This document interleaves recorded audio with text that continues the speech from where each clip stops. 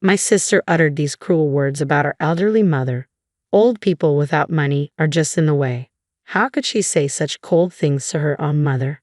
Anger trembled through me. I wasn't interested in Dad's inheritance or anything like that, so I could bear it, but it still upset me deeply. Then, shockingly, my sister and her husband kicked our mother out of the house. I glared at them, but they only smiled smugly, impervious to my protests. As I struggled with what to do next, Mom quietly said, "It's all right," and left the room. Bewildered, I followed her. After walking a distance from the house, she stopped, chuckled, and cheerfully remarked, "Those two are done for now." Perplexed, I asked, "What do you mean?"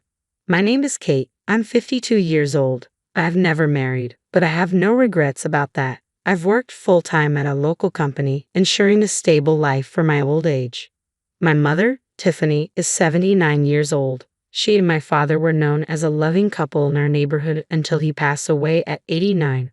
After his death, my sister Sarah became fixated on his inheritance. Sarah has a grown son who's known for causing trouble, and her husband is quite a character. Money-hungry and pretentious, always preaching that material possessions define one's worth. Their reckless spending habits constantly leave them short on cash, a troublesome pair indeed. Sarah has always been greedy and showy. I recall how, in high school, she would pester our mother for the latest fads. When Mom refused, Sarah resorted to stealing money from her purse. At first, Mom couldn't believe it. She noticed funds disappearing without her knowledge and decided to set a trap, leaving her wallet on the desk and observing from a hidden spot. As expected, Sarah took the money. Mom confronted her immediately, but Sarah shamelessly shouted, "It wasn't me. This is the first time. It's always Kate who does it." Furious, Mom scolded her but seemed relieved that Sarah hadn't stolen from someone else. My sister's husband shared the same mentality, maintaining appearances while their finances dwindled.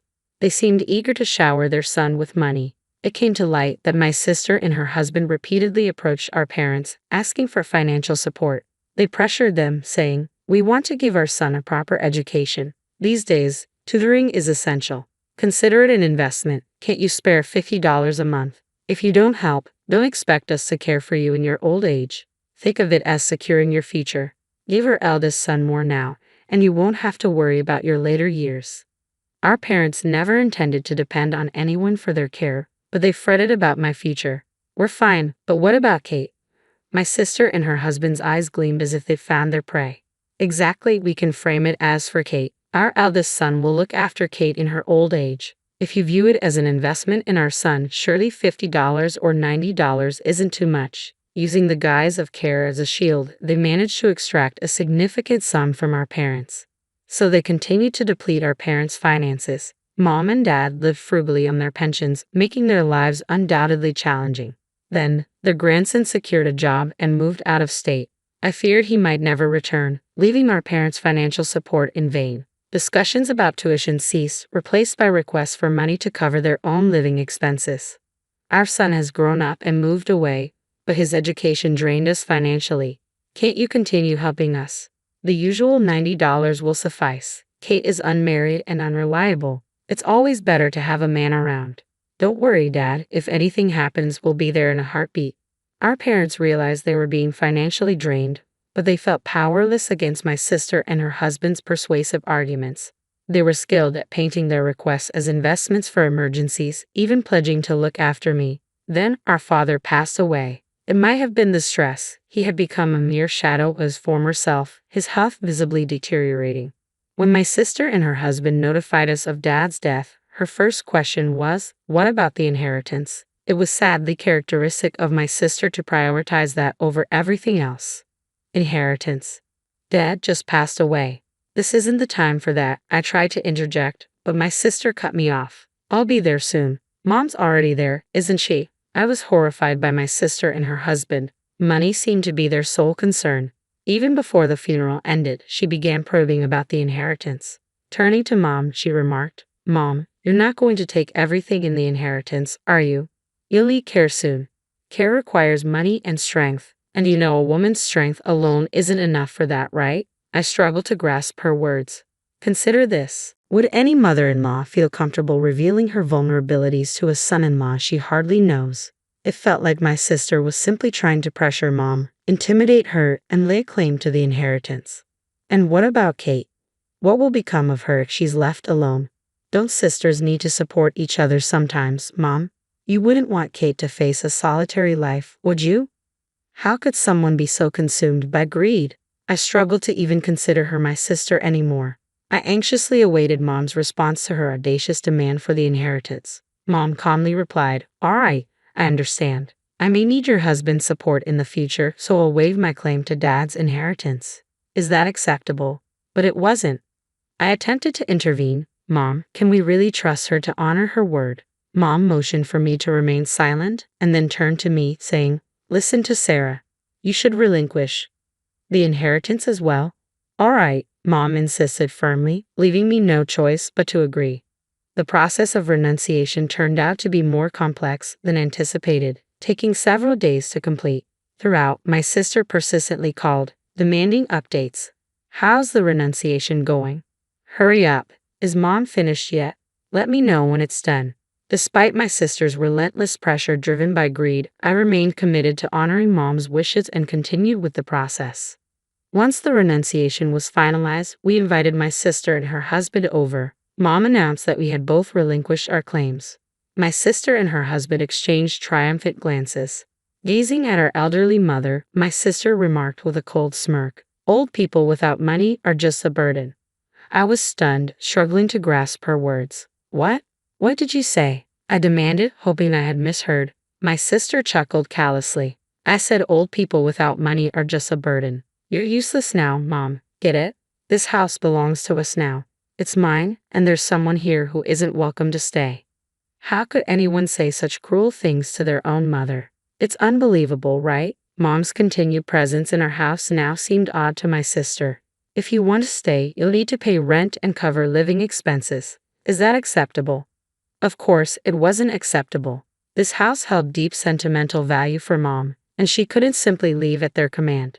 Yet after announcing the renunciation of the inheritance, they were already trying to evict the rightful occupants. It was unforgivable, even though we had signed away everything.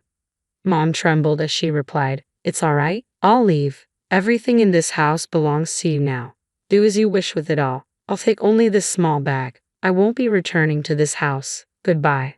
My sister and her husband smirked maliciously. Fuming with anger, I accompanied Mom as she left. I felt somewhat bewildered as we departed. Even as we walked away, my sister and her husband made no attempt to follow. When we had put enough distance between us and the house, Mom suddenly stopped and burst into triumphant laughter. Why was she laughing? Had she lost her mind? It wasn't surprising, considering she had been manipulated by her own daughter and had now lost her home. Then Mom uttered, "Those two are done for now," with an almost cheerful tone. Confused, I could only manage to ask, "What do you mean?" "I moved out when I started working. By the time I turned 35, I had purchased the condominium. I never thought I'd marry. Where else would Mom go? I couldn't leave her alone, so I brought her to live with me." She repeatedly said, "Thank you. I'm sorry," not out of sorrow, but from a sense of guilt towards me. I knew she must have been deeply hurt. I resolved to live happily with her from then on. Once settled in the condo, Mom began to open up. I wonder why sisters can turn out so differently. I always knew she was greedy, but to this extent. How much money will ever satisfy her? I've contributed approximately $110,000 each year for 15 years towards her son's education.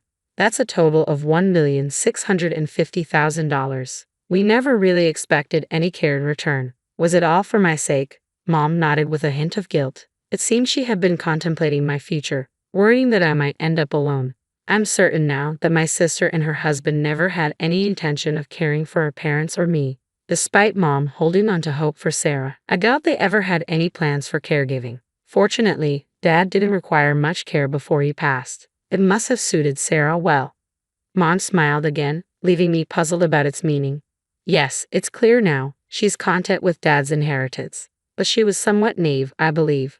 Naive? I inquired. Mom didn't explicitly state it. "You're a kind-hearted child," she murmured softly. Silence settled between us once more. Then she asked, "Did you have expectations regarding the inheritance?" I never relied on it. I didn't care for Dad expecting inheritance. Mom and I were the ones who tended to him, albeit briefly. My sister insisted on male assistance for bathing and toileting, but Mom and I managed his care.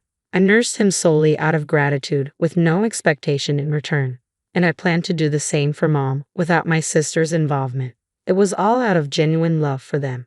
Mom, why don't you come live here? I've been feeling lonely anyway, I suggested. Mom's eyes welled with tears this time. She thanked me repeatedly before saying something cryptic. Just give it a few months. I can't explain now, but I promise to tell you everything later. You don't need to suffer or be sad anymore. We can undo what's been done. Can you wait until then without asking questions? I was puzzled but sensed Mom had something on her mind, perhaps about my sister or the inheritance. For now, I agreed silently. Mom's face lit up with a youthful smile. I wondered about her mention of a few months, but I knew better than to press if she wasn't ready to share. I made a conscious effort to put my sister out of my mind completely. We decided to try a weekday hula dance class. How does this outfit look for Tuesday? Mom asked, a mix of embarrassment and happiness evident in her expression. I wanted Mom to enjoy as many moments of joy as possible while she still could. Gradually, she began to relax more and smile more often. After a few months had passed, I had nearly forgotten about our waiting period. Mom, however, remembered clearly and seemed cheerful that morning. It's been a few months indeed, and they've changed our lives, she remarked. Is that what you meant? Then Mom revealed something startling. After a certain period, you can no longer renounce your inheritance. Renounce the inheritance.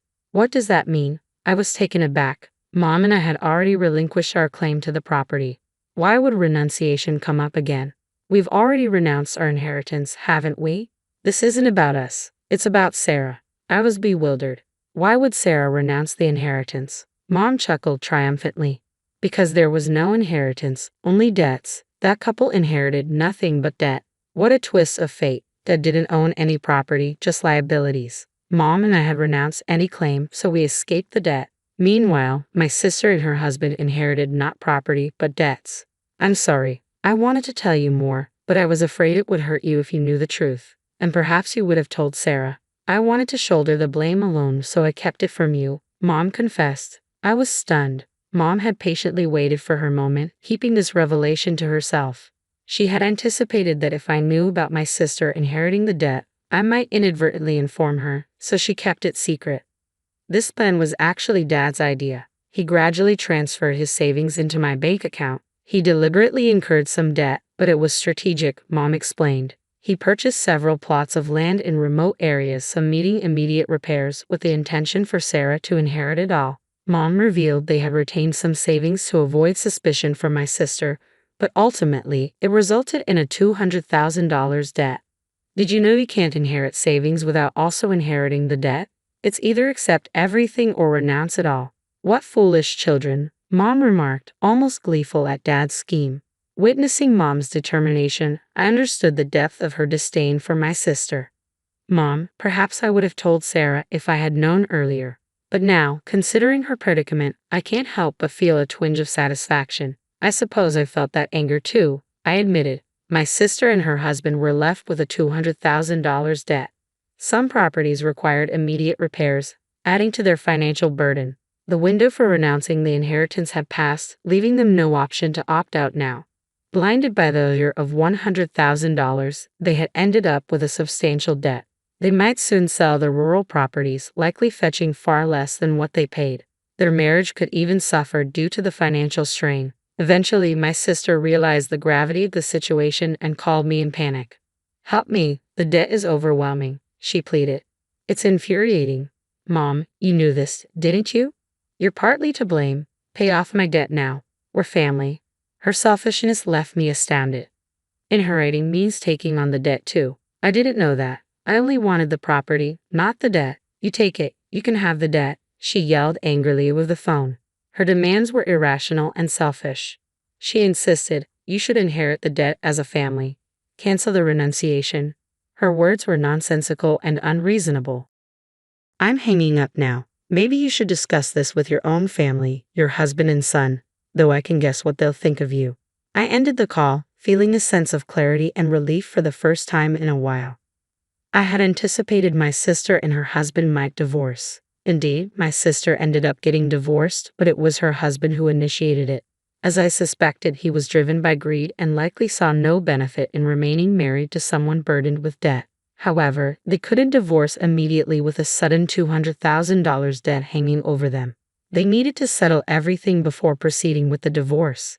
The house they lived in was sold. My sister and her husband, who always relied on our parents' money, never saved anything. Banking on Dad's inheritance, they probably won't be able to clear the debt. What lies ahead for my sister is the daunting task of working diligently to pay it off. She insists she won't divorce, though it seems less about love for her husband and more about not wanting him to escape the debt and leave her alone. It's exactly the kind of mindset my sister would have. It's almost pitiful. Meanwhile, I continue to reside in the condo with Mom.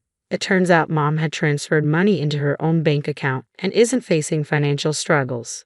She gives me around $70 each month for expenses. I've tried to decline it numerous times, but Mom insists, vowing to continue until I accept. Reluctantly, I've started accepting the $70. Despite receiving this money, I'm not spending it recklessly. You never know when Mom or I might need it, so I'm saving diligently. The hula dancing we started as a mother-daughter activity turned out to be surprisingly enjoyable. Most importantly, seeing Mom laugh and relish herself makes me realize that life isn't so bad after all.